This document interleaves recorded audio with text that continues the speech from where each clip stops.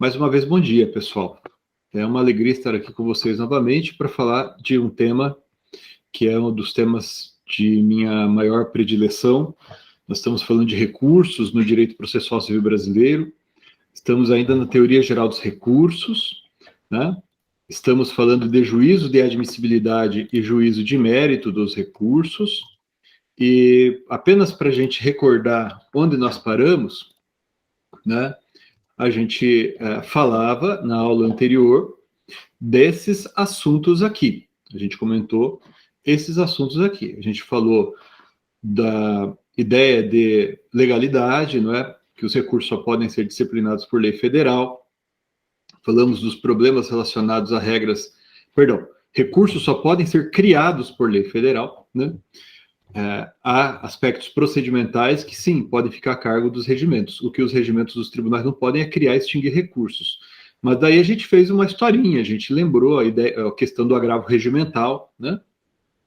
É muito interessante. Falamos que cabimento significa recorribilidade e adequação, ou seja, o recurso é cabível quando o pronunciamento é recorrível e a parte elege o recurso adequado, né?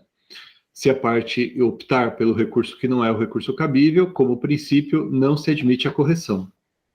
Deveria se admitir a correção, a meu ver, eu até escrevo isso, mas a jurisprudência é severa quanto a esse ponto. Falamos também das peculiaridades do cabimento dos recursos quando se está diante de recurso de fundamentação livre e vinculada. E hoje nós vamos falar um pouquinho mais disso, comparando o recurso de embargos de declaração com outros recursos, porque os os embargos de declaração são um recurso bem peculiar, e quando a gente fala de recurso de fundamentação livre e vinculada, convém a gente verticalizar só um pouquinho em relação a esse recurso, que, aliás, né, sobre esse tema foi a decisão que vocês analisaram no encontro de ontem também. Falamos da ideia de unirrecorribilidade, também chamado de singularidade recursal ou unicidade recursal, que significa que para cada pronunciamento, né, a lei prevê um recurso. E colocamos que há exceções a essa regra, né, situações que podem ser consideradas exceções a essa regra, como, por exemplo, o próprio cabimento dos embargos de declaração contra quaisquer decisões, né? O recurso de embargo de declaração é cabível, de acordo com o CPC, contra qualquer pronunciamento judicial. Mas já tivemos oportunidade de conferir aqui, inclusive analisando julgados, né, que há decisões em sentido diverso. E falamos também das outras exceções, como o cabimento concomitante dos dois agravos, né, do agravo do artigo 1021 e do artigo 1042, contra o pronunciamento fundado no artigo 1030, quando ali houver hipótese de não conhecimento e de determinação de sobrestamento, por exemplo, de recurso. E terminamos os últimos minutinhos falando de fungibilidade recursal, né? Então, fungibilidade recursal é o assunto com que nós fechamos a aula passada, mas a gente não chegou a aprofundar a fungibilidade recursal por conta do tempo, né? Mas isso já era previsto, não houve nenhuma surpresa quanto a isso. Pessoal, o que é fungibilidade? A ideia de fungibilidade é trabalhada por vocês em várias disciplinas, né? Então, vocês falaram de fungibilidade quando estudaram bens e coisas, vocês falam de fungibilidade quando estudam ações possessórias, né? E a gente fala em fungibilidade também quando a gente fala do meio processual apropriado a ser empregado, meio recursal adequado a ser empregado, a ser manejado contra cada pronunciamento judicial. Por quê? O que se espera? Espera-se que contra cada pronunciamento caiba determinado recurso ou, em algumas situações excepcionais, eventualmente possa caber dois recursos, como a gente já mencionou, né, a hipótese de exceção à ideia de unirrecorribilidade. Agora, pode haver situações em que a lei não é clara a respeito de se saber qual recurso cabível, pode haver situações em que a doutrina controverte contra a natureza da decisão e ao recurso cabível, consequentemente, pode haver situações em que a interposição de um recurso por outro, portanto, em situações como essa, né, não pode ser considerada erro grosseiro, né, como também acontece quando o próprio juiz erra. E isso induz a parte, consequentemente, em erro. Então, quando o juiz nomeia uma decisão interlocutória como se sentença fosse ou vice-versa, o que acaba levando a parte a optar por apelação no lugar do agravo de instrumento e assim por diante. A jurisprudência é bastante restritiva quanto à fungibilidade recursal, mas admite, né, admite-se a fungibilidade recursal quando não houver erro grosseiro e, portanto, houver dúvida objetiva e quando, se os recursos tiverem prazos diferentes, a parte optar pelo prazo menor, ainda que eleja o recurso que teria prazo maior. Então, a jurisprudência admite a fungibilidade recursal, né, se presentes esses três elementos, a saber, dúvida objetiva, inexistência de erro grosseiro, interposição do recurso no prazo menor, né? Claro que se os dois recursos tiverem prazos diferentes e você optar pelo recurso que tem prazo maior. Vamos explicar e criticar cada um desses requisitos. Em primeiro lugar, qual o fundamento da fungibilidade recursal? O fundamento, embora a gente estude fungibilidade recursal, inclusive como um dos princípios do sistema recursal, a fungibilidade recursal nada mais é do que um desdobramento, nada mais é do que uma manifestação na esfera recursal do princípio da instrumentalidade das formas. O que significa o princípio da instrumentalidade das formas? Se o conteúdo do ato estiver preservado e se você praticá-lo de modo a atingir aquele resultado, ainda que o caminho não seja apropriado, não se decreta nulidade, né? Isso é, grosso modo, muito rapidamente, matéria que vocês já estudaram, certamente de modo aprofundado lá atrás, o princípio da instrumentalidade das formas no direito processual civil. Ora, se esse é um princípio que informa o sistema processual como um todo, é natural que esse mesmo princípio deva ser observado, deva ser aplicado também quando nós falamos de recursos, né? Então você poderia dizer assim, então, professor, claro, se eu protocolar uma apelação lá no tribunal contra uma decisão interlocutória, é evidente que o tribunal acabará tendo que admitir, né, essa apelação. Veja, mas nesse caso, né, eu, embora entenda que sim, o tribunal deveria dar a essa petição o tratamento adequado, as coisas não funcionam desse modo. A jurisprudência é extremamente restritiva, né?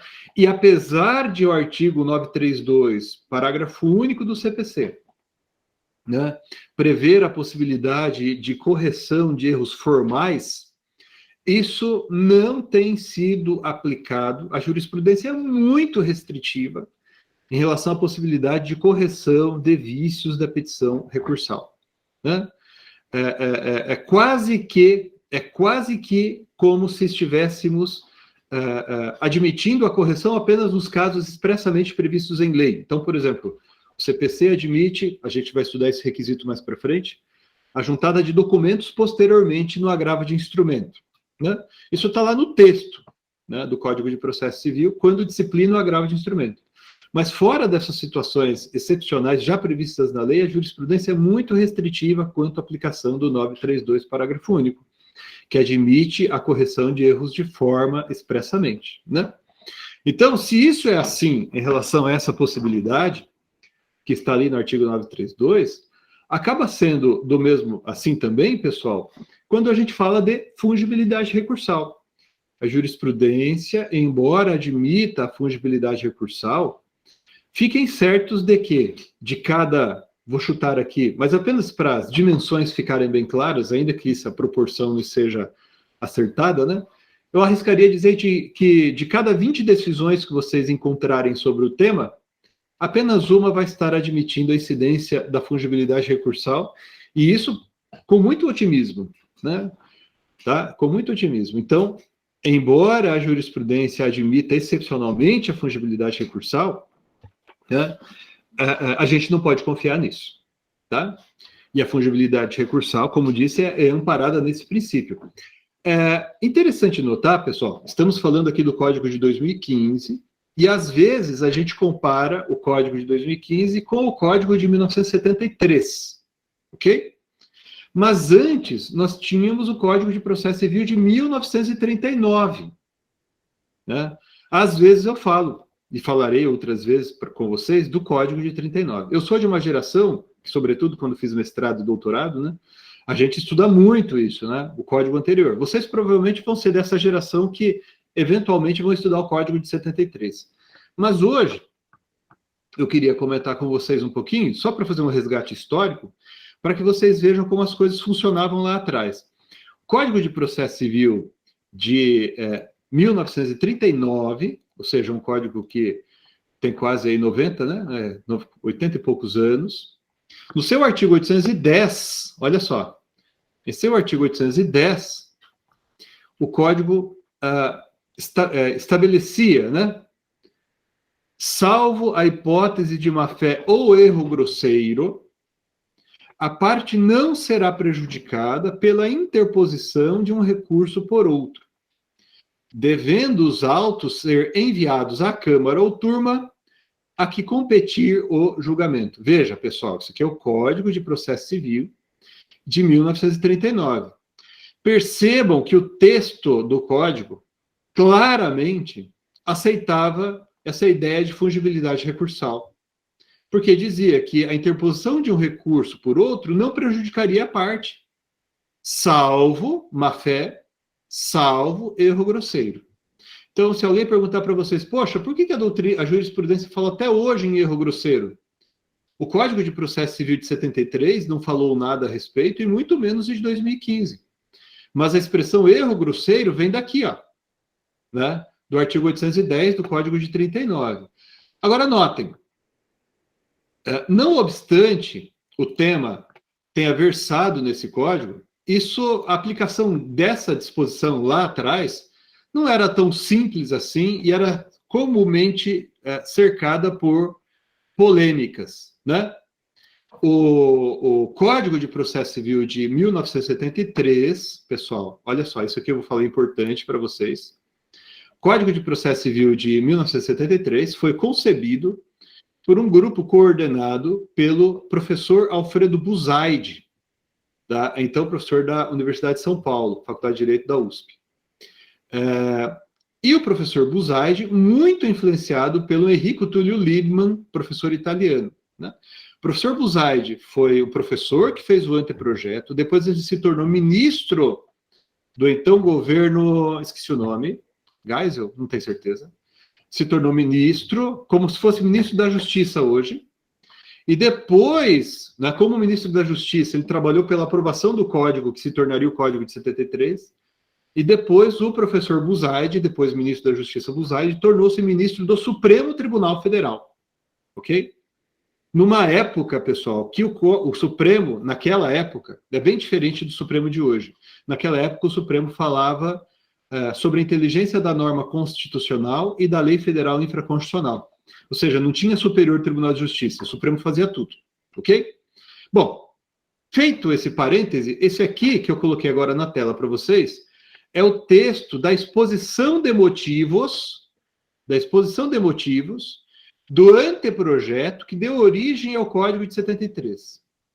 Então, olha só o que o professor Buzaide diz aqui. Ó, nesse parágrafo, ó, já começa aqui. É certo que, para obviar aos inconvenientes da interposição errônea de um recurso por outro, o Código vigente, ele se refere aqui ao Código de 39, admite o seu conhecimento pela instância superior e ordena a remessa ao Câmara ou turma, desde que não esteja viciado por má-fé ou erro grosseiro. Daí diz, o Código consagrou nesse preceito legal a teoria do recurso indiferente, que eu não vou arriscar dizer a expressão em alemão, como ensinam os autores alemães. De fato, a teoria do recurso indiferente, né, é uma expressão empregada em alemão e assim invertida para o português, que corresponde à nossa fungibilidade recursal. Mas o ministro Buzaide, depois, prosseguindo no texto, isso aqui é a exposição de motivos, deixa eu achar aqui, ver se eu acho fácil. Ó, daí já no item 33, Ele diz assim: diversamente do código vigente, mais uma vez ele se refere aqui ao código de 39, o projeto simplifica o sistema de recursos. E daí o depois ministro Buzaide, ele justificava a não repetição do antigo artigo 810 no Código de 73. Porque ele entendeu, o professor Buzaide, que o Código de 73 simplificaria muito o sistema recursal.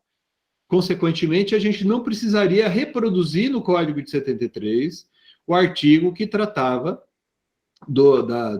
da teoria do recurso indiferente.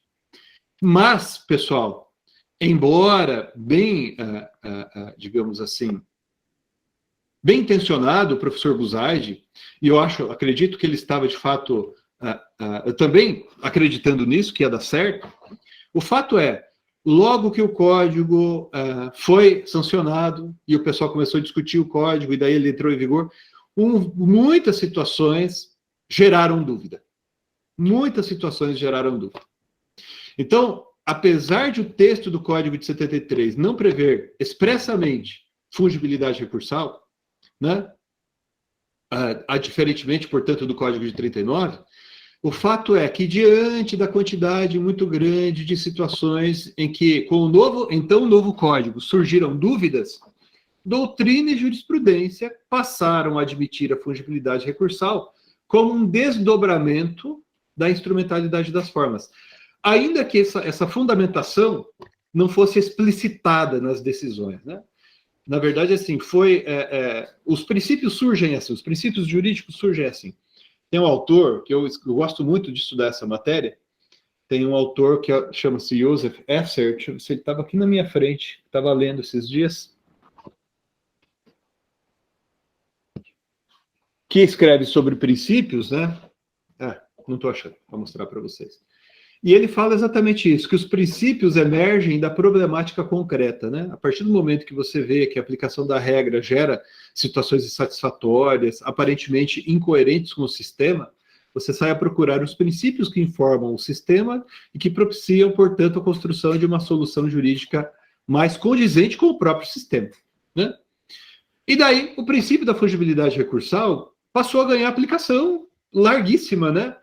Mas a nossa doutrina, a nossa jurisprudência, a falta de texto legal, continuou repetindo doutrina e jurisprudência que foram construídas à luz do Código de 39. E o Código de 39, vou colocar aqui na tela de novo para vocês verem. Veja, pessoal. O Código de 39, no artigo 810, ele falava em dois requisitos: hipótese de má-fé e erro grosseiro, ausência de má-fé e ausência de erro grosseiro. Para daí, então, o recurso interposto pela parte ser admitido. Então, vejam, quando é que não haveria má-fé? Quando é que não haveria erro grosseiro? Então, erro grosseiro escancaradamente há quando a lei disser que cabe um recurso e você interpuser outro. Então, a lei é clara no sentido de que o recurso cabível, nesse caso, é agravo de instrumento. Está lá no 356 do CPC. Está lá no 1015, inciso X do CPC, sei lá. Daí você vai lá e opta pela apelação. Erro grosseiro. Mas interessante, né? Porque isso não está no texto do Código de 73. Foi o modo como doutrina e jurisprudência se consolidaram à luz do que se construiu no contexto do Código Revogado. E quando não haveria erro grosseiro diante disso, pessoal? Não haveria erro grosseiro nas seguintes situações. Não haveria erro grosseiro quando houvesse dúvida objetiva. E a expressão é essa mesmo, pode parecer estranho, dúvida objetiva. Aqueles de vocês que já são iniciados em psicologia, estudos assim, não necessariamente ligados ao direito, mas à mente humana, vocês já vão dizer assim, peraí, Medina, você está errado, porque se há dúvida, ela é necessariamente subjetiva, porque a dúvida é um estado do espírito humano, né? E daí, vai acontecer isso ou vai acontecer aquilo? Estou em dúvida. Né? Então, não existe dúvida objetiva. Mas a doutrina e a jurisprudência, pessoal, começaram a usar essa expressão para dizer o seguinte: dúvida objetiva é aquela dúvida em que se encontraria qualquer pessoa que estivesse naquela condição, e não apenas o recorrente. Então, não é a dúvida do recorrente. O estado de coisas, certo? Conduz a que qualquer um de nós poderíamos ficar em dúvida naquela situação. E quais são essas situações em que haveria dúvida objetiva? Né? Basicamente 3, que muitas vezes se misturavam, sobretudo a primeira e a segunda. Né? A primeira, a dúvida objetiva quando a lei de fato não for clara a respeito. Então, exemplo, quando a lei diz que eu estou diante de uma sentença e diz que cabe agravo de instrumento. Ou quando a lei diz que eu estou diante de uma decisão interlocutória e ela mesma diz que caberia apelação. Então, a lei gera dúvida. Né? Se a lei gera dúvida, é natural que doutrina e jurisprudência também controvertam a respeito. Então, a controvérsia doutrinária e jurisprudencial sobre a matéria também enseja a demonstração da dúvida objetiva. E a terceira situação em que pode haver dúvida objetiva é erro do juiz na designação da decisão. Né? Acontece, às vezes acontece. Então, por exemplo, decisão do juiz sobre incompetência, que determina a remessa dos autos ao outro juízo. E ele vai lá e chama isso de sentença. Na verdade, é uma decisão interlocutória, que encerrou o processo para ele, mas o processo não acabou. O processo vai para outro juízo. Né? Então, se o juiz chama isso de sentença, ele pode induzir a parte em erro, e a parte, eventualmente, acaba interpondo apelação. Então, nessas situações, haveria dúvida objetiva. Entendam bem quando eu falo dúvida objetiva. A expressão dúvida objetiva, ela é paradoxal, né, sob um certo ponto de vista, mas ela quer significar que a dúvida não é só daquela pessoinha que está lá optando pelo recurso. Fosse eu, né, fosse a Carolina, fosse a Anaíse, fosse o Alain, fosse a Marielle, fosse o Matheus, a Marina... Qualquer um de nós que estivéssemos ali naquela condição estaríamos em dúvida. Agora, respondendo aqui sua pergunta, Carolina. São 3 situações, sendo que as 2 primeiras normalmente se mostram em conjunto. As 3 são, primeiro, lei contraditória em si mesma. Segunda, controvérsia na doutrina e na jurisprudência. E terceiro, o erro do juiz, que nomina o pronunciamento de maneira errônea e, com isso, induz a parte em erro. Né?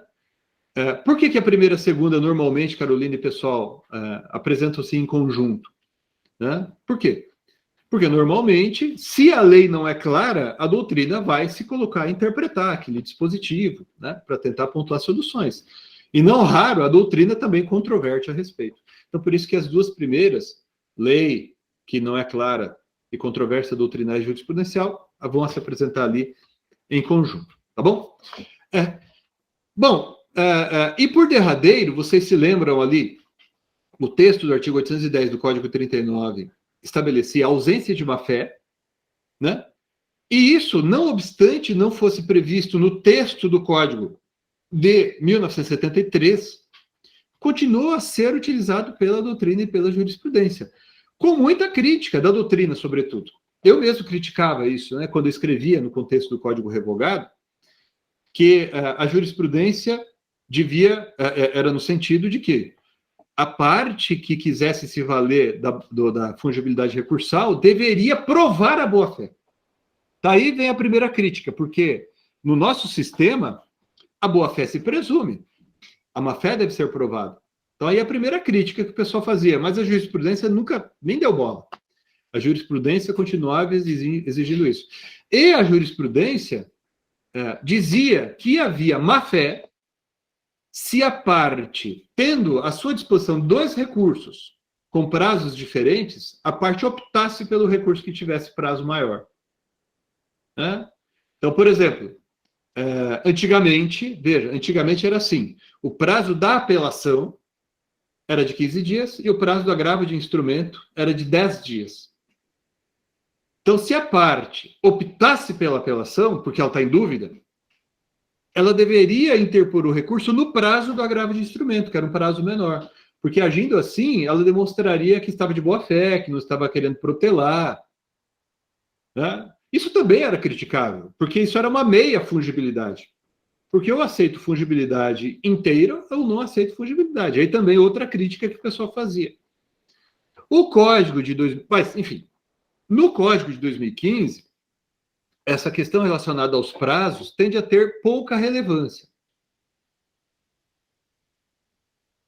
Por quê, pessoal? Porque o prazo dos embargos de declaração são de 5 dias, e a gente vai ver que tem uma disciplina bem peculiar em relação ao ED, mas o prazo dos demais recursos todos é de 15 dias, previstos no CPC. Então, eu estou em dúvida entre agravo de instrumento e apelação. Os dois recursos têm prazo de 15 dias. Né? Então, essa questão relacionada à demonstração da boa-fé com a interposição do recurso no prazo menor não deve ter aplicação prática, pelo menos como princípio, a não ser que apareça aí uma lei especial com prazo diferente e a gente possa se debater com essa contingência também. Não dá, nunca a gente pode descartar tudo em termos absolutos, né? Por outro lado, o Código de Processo Civil previu algumas situações em que claramente o legislador adotou ali a ideia de fungibilidade recursal.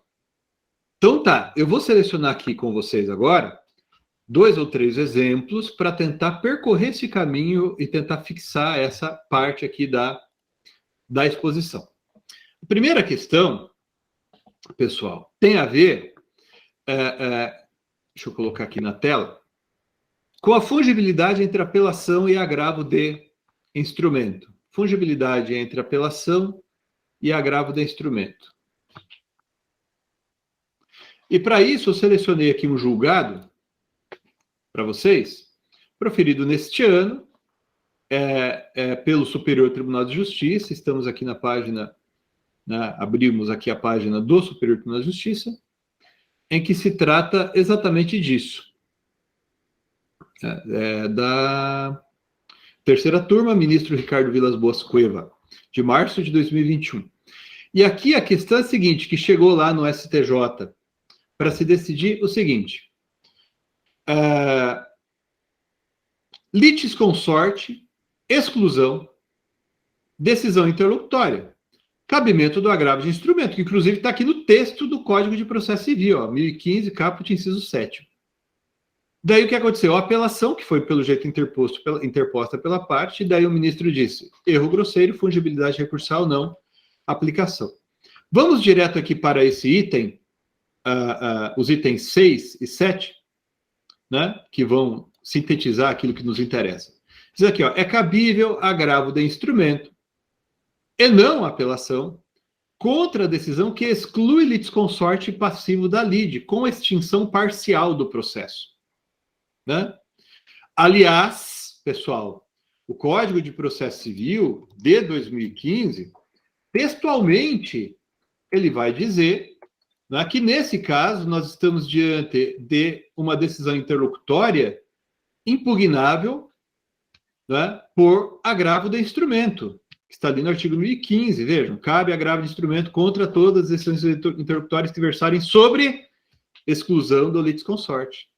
A decisão do juiz que exclui litisconsorte, seja ativo, seja passivo, não extingue o processo como um todo.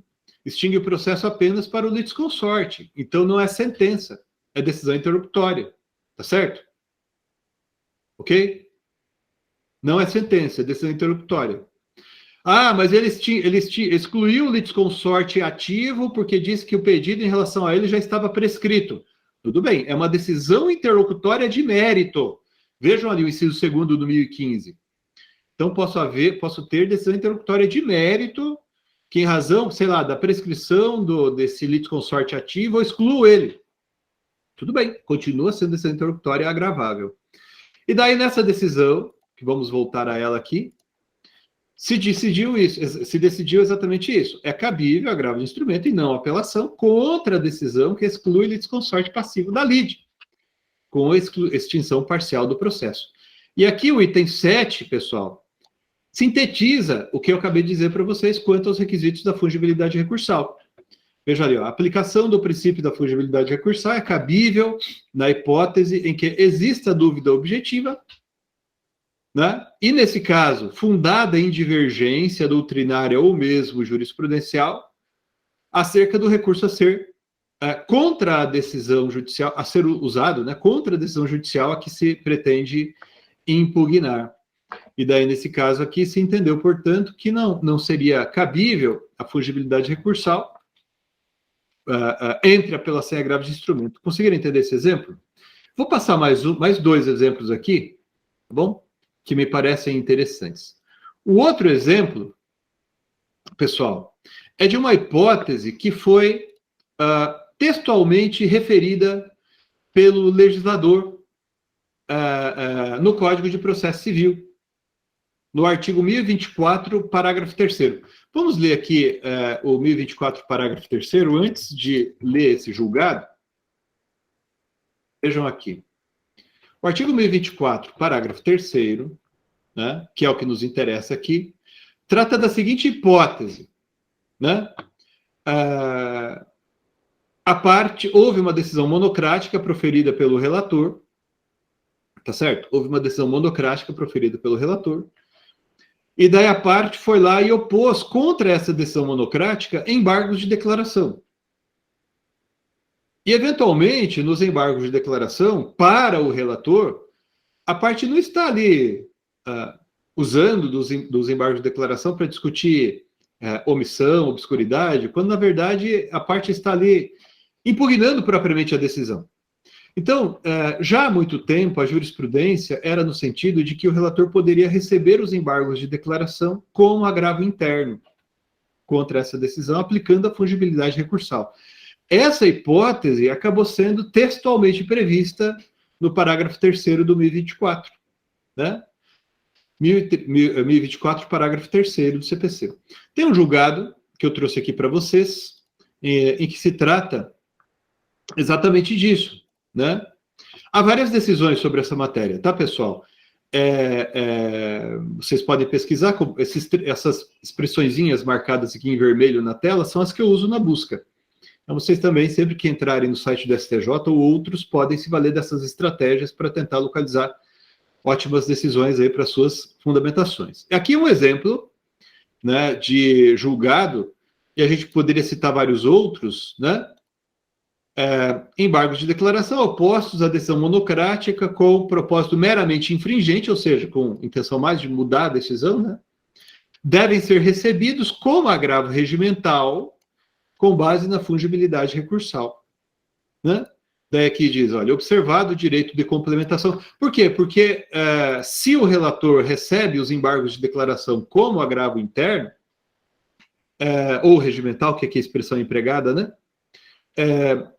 Pode suceder que a parte queira, portanto, já que é agravo e não embargo de declaração, eu tenho mais coisa para usar para impugnar a decisão.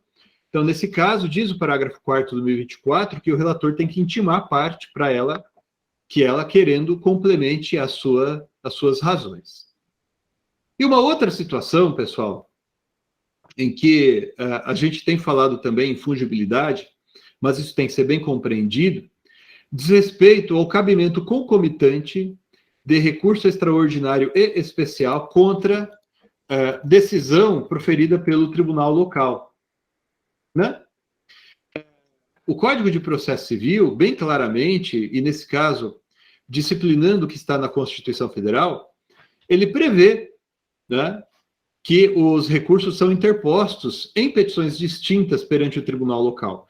Então, é uma coisa curiosa que acontece no direito brasileiro. Se o acórdão proferido pelo Tribunal de Justiça do Paraná, por exemplo, ele ao mesmo tempo tiver fundamento constitucional e fundamento federal infraconstitucional, a parte tem que interpor os dois recursos, né?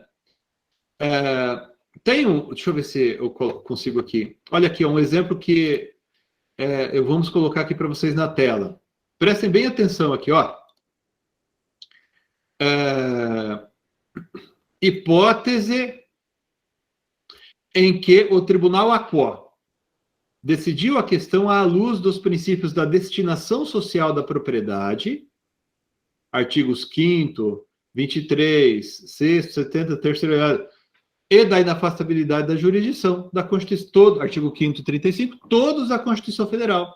Argumentos suficientes e autônomos à preservação do decisum sem, no entanto, ter havido a interposição do recurso extraordinário. Olha só o que está acontecendo aqui nesse caso, pessoal. A decisão proferida pelo tribunal local, né, tinha fundamento constitucional também, né? O acórdão tem fundamento constitucional e infraconstitucional. E o que você tem que fazer nesse caso? Você deve interpor os dois recursos. Você deve interpor os dois recursos. Veja, preste atenção aqui, pessoal. Eu vou até tirar da tela aqui para vocês olharem só para mim. Preste atenção nisso que eu vou dizer agora. Esse exemplo. O Tribunal de Justiça do Paraná julga procedente o pedido e condena a empresa a indenizar por conta do dano ambiental. Por dois fundamentos. A Constituição Federal, o artigo tal, impõe à empresa as seguintes atitudes, e ela não fez isso. Então, por isso condena a empresa. Não bastasse, diz o tribunal, a lei federal, número tal, ambiental, etc., também reconhece textualmente a responsabilidade da empresa. Logo, diz o relator, ou relatora, por qualquer desses fundamentos, condena a empresa a indenizar pelo ilícito, o dano ambiental, etc., etc., etc. Entenderam o raciocínio? Pergunto para vocês, você vai impugnar a decisão somente no que diz respeito ao fundamento constitucional? Se você fizer só isso, a decisão se mantém pelo outro fundamento, infraconstitucional. Então você diz assim, não, então eu vou interpor só o recurso especial para discutir o fundamento infraconstitucional, mas se você fizer isso, a decisão ficará mantida pelo outro fundamento, constitucional. O que é que a parte tem que fazer nesse caso? Interpor o recurso extraordinário atacando o fundamento constitucional, interpondo o recurso especial atacando o fundamento infraconstitucional, concomitantemente. E se a parte não fizer isso, se interpuser só um dos dois, esse recurso que ela interpôs será útil ou inútil? Absolutamente inútil. Por que inútil? Porque a decisão, ainda que ela vencesse, lá depois lá em cima, a decisão recorrida se manteria pelo outro fundamento não atacado. Entenderam o raciocínio? Então, se a decisão recorrida se assenta em dois ou mais fundamentos autônomos e independentes, cada um deles capaz de gerar determinada conclusão, a parte tem que impugnar todos eles. Senão, o recurso que ela interpôs será inútil. E se é inútil, o que é que falta? Interesse recursal. Lembra quando vocês estudavam interesse processual lá atrás? Né? Então, não há interesse processual quando não há necessidade, quando não há utilidade, né? Então, o recurso também, faltará também interesse, agora, recursal, se o recurso interposto for inútil. Além de não ser necessário, eventualmente, ele for inútil. Aqui é um caso de inutilidade. Então, por isso, você vai ter que interpor ambos os dois, conjuntamente juntos. Né? Um aluno meu uma vez escreveu assim na prova, ambos os dois, conjuntamente juntos. Então, há uma redundância redundante, e é assim mesmo. Né? Então, depois, ó, né, o artigo 1031 vai falar especificamente da interposição conjunta do recurso extraordinário e recurso especial. Então, você vai ter que interpor os dois conjuntamente. Ok? Entenderam isso? Então, é isso que está tratando aqui essa decisão. Né? Então, quando eu tenho dois fundamentos autônomos, eu tenho que interpor recurso discutindo ambos os fundamentos. Agora, veja. Pode acontecer, pessoal, e aí a outra situação, pode acontecer que a parte interponha recurso especial discutindo um fundamento constitucional.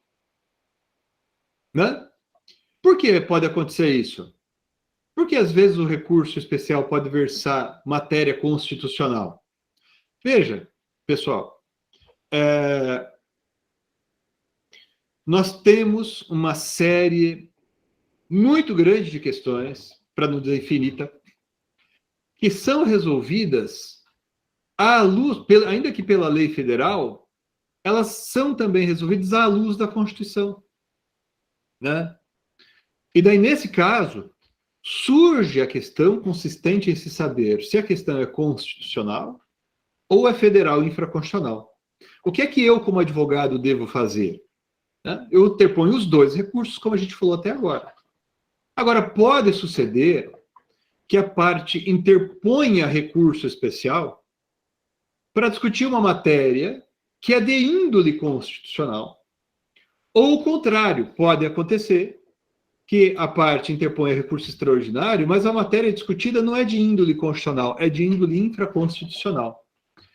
Para tentar reduzir esse tipo de problema, o Código de Processo Civil, nos artigos 1032 e 1033, né?